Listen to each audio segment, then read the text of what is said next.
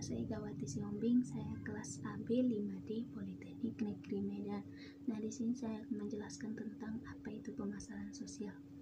Nah, pemasaran sosial memiliki tujuan sosial alih-alih keuntungan sebagaimana pemasaran komersial.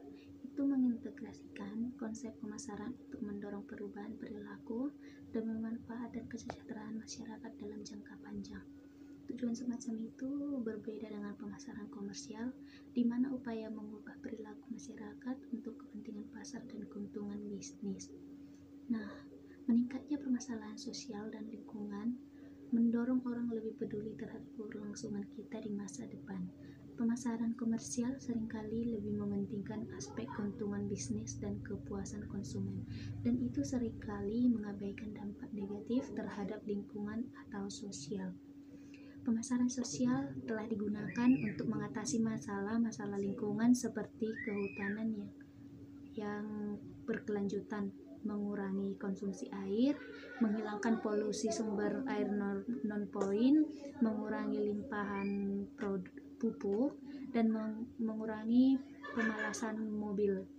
Pada dasarnya, pemasaran sosial atau social marketing merupakan sebuah strategi yang digunakan oleh suatu kelompok atau institusi, khususnya pemerintah, dengan tujuan untuk mengubah kebiasaan-kebiasaan dari kelompok sosial tertentu. Pemasaran sosial didasarkan pada prinsip kesejahteraan masyarakat.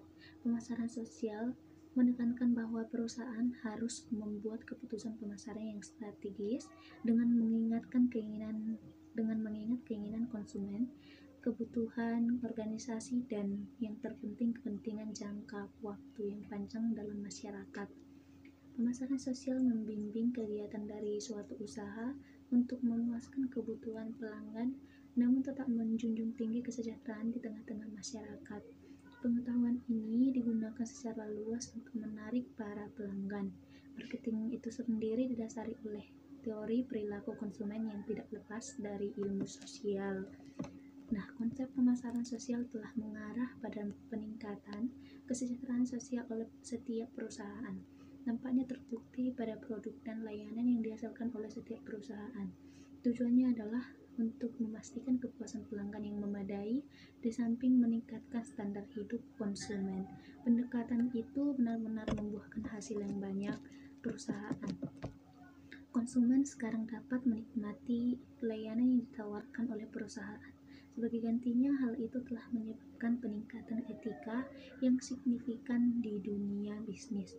Nah, dalam pemasaran sosial harus sesuai dengan lingkungan sosial yang akan menjadi target sasaran. Sebuah pemasaran akan berhasil apabila lingkungan sosial mendukung. Nah, langkah-langkah yang sebaiknya dilakukan agar pemasaran sosial itu bisa sesuai dengan target, yaitu yang pertama, sebelum melakukan pemasaran sosial, kita terlebih dahulu mengidentifikasi target sasaran dan kebutuhannya. Dan yang kedua, yaitu membuat analisis sehingga kita mengetahui kelebihan dan kelemahan, kekurangan dan potensi yang terdapat di lingkungan target sasaran. Nah, yang ketiga, membuat perencanaan sosial. Nah, segitu saja yang bisa saya jelaskan tentang pemasaran sosial. Saya mengucapkan terima kasih.